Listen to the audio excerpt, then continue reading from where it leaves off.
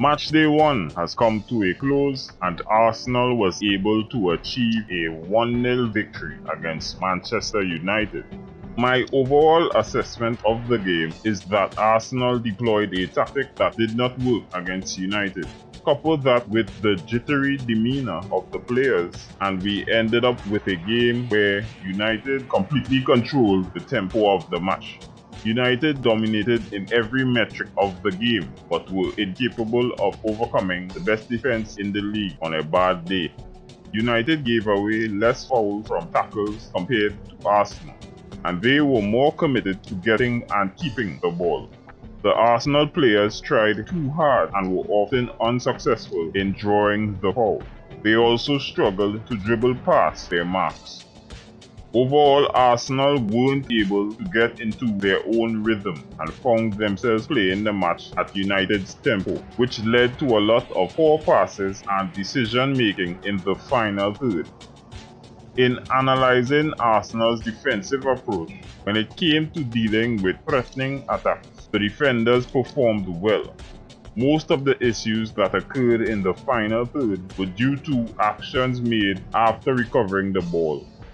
United maintained solid pressure on the defenders, which led to sloppy passes, often resulting in a turnover of possession.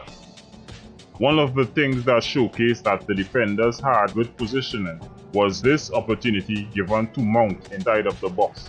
In one of his previous friendlies, Mount was able to score from a similar position, so I believe this was good foresight by the defenders to prevent the shot. Also, the times when United decided to play the long ball instead of building up from the back, Arsenal's defenders were able to comfortably win those aerial duels. In Arsenal's transition play, many problems occurred due to their choice of tactics and some players' decision-making. Formation-wise, Arsenal's attempt to overload the midfield with the high positioning of both White and Calafiori led to there being a lot of open space for United to run through once they stole possession from Arsenal. Quite often, Mbeumo was left uncontested because all of Martinelli, Rice and Calafiori were playing high to try to apply pressure on United's backline.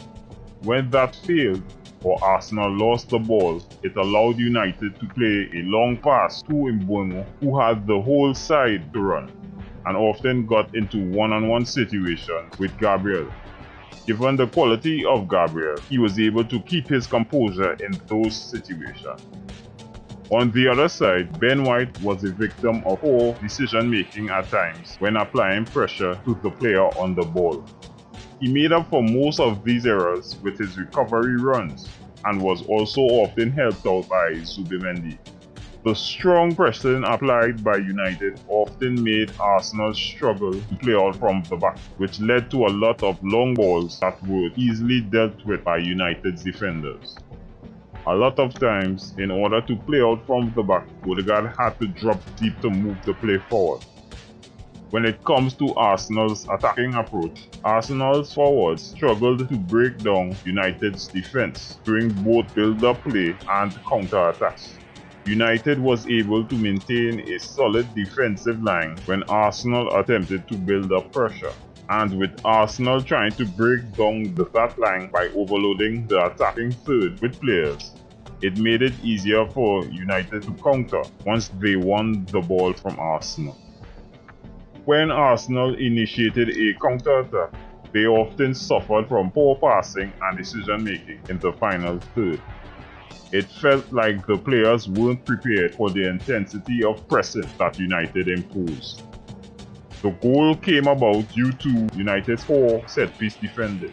The goalkeeper did not impose himself enough to have proper command of his area, and that will always create problems against Arsenal. Overall, I believe the closeness of this match is due to Arsenal's errors and formation choices, more so than United's improved ability.